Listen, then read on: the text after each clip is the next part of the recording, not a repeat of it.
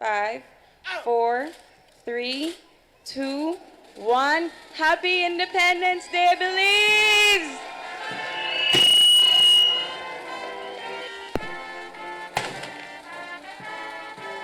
Belize at 41 is perhaps a ripe age for sober reflection. On the heels of a global pandemic that all but crippled our local economy, Belizeans are battle-tested and have demonstrated resolve in the face of a most challenging time in recent history. The Prime Minister's address on Independence Day spoke directly to that spirit. Our resiliency is homegrown, not IFI imposed. When we look at the mirror at 41, Belizeans should see a country on the cusp of being able to feed itself, a goal so many of our peers yearned to attain at the peak of the COVID pandemic. Domestic production of various food staples has reached truly impressive levels. For example, in 2021, rice production was over 33 million pounds. Beans was over 20 million pounds. Corn was over 215 million pounds. Chicken was over 42 million pounds. Over 5 million dozen eggs. 16.5 million pounds of milk. The national cattle herd stood at 170,000 heads of cattle. And in citrus, it has been announced that our growers are getting the highest payment in more than 15 years. But while the Briceño administration proudly beats its chest, touting a speedy recovery from the economic doldrums of COVID-19, the opposition is singing a different chorus. This year, a new party leader, almost 24 months since the United Democratic Party suffered a bitter defeat at the polls, addressed the gathering at Independence Plaza. What he painted was an image of gloom and despair.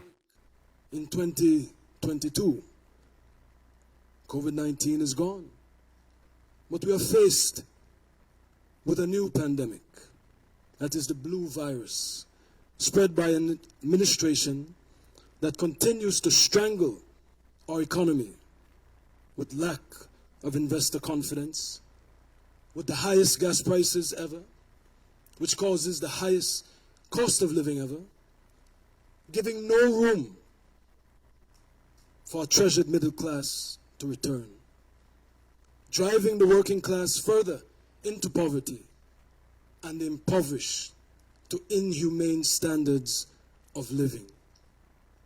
This is not the promise of independence.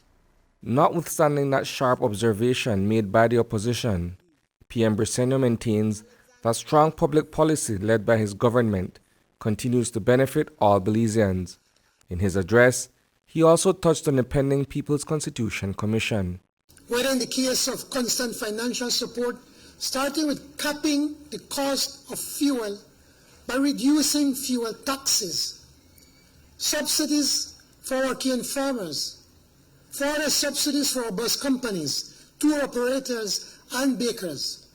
Belize can be proud that our public policy makes creative accommodations for the common good, notwithstanding external pressures.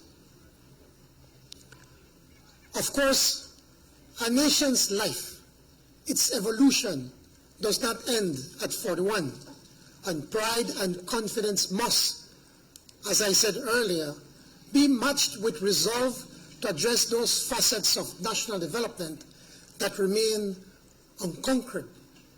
And it is this requisite resolve that has led to the launch of the People's Constitutional Commission, whose work shall commence shortly, to consult far and wide to recommend constitutional changes that will enhance national unity and upliftment, as well as good governance.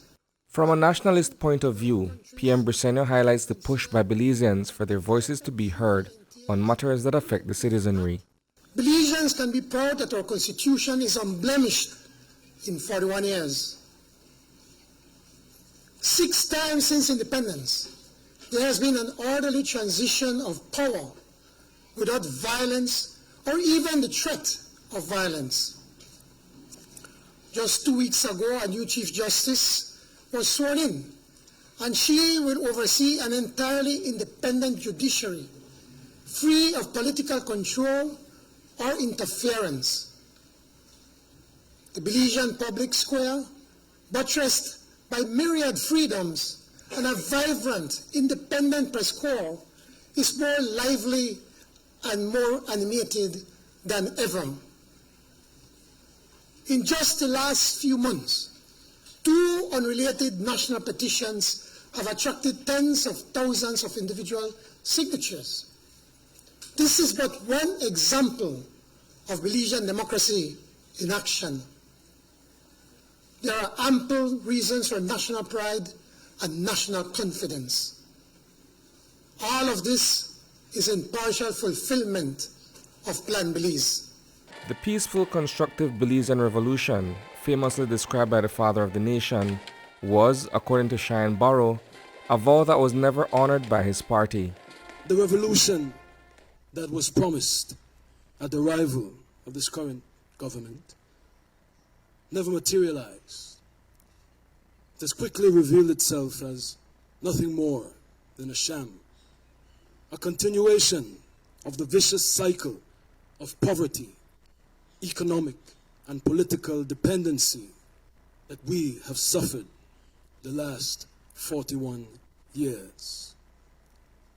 We have gone from British colonialism to neo-colonialism, administered by political masters who treat the electorate with the exact disdain dispensed by those colonial powers from their grand palaces in England. Reporting for News 5, I am Isani Cayetano.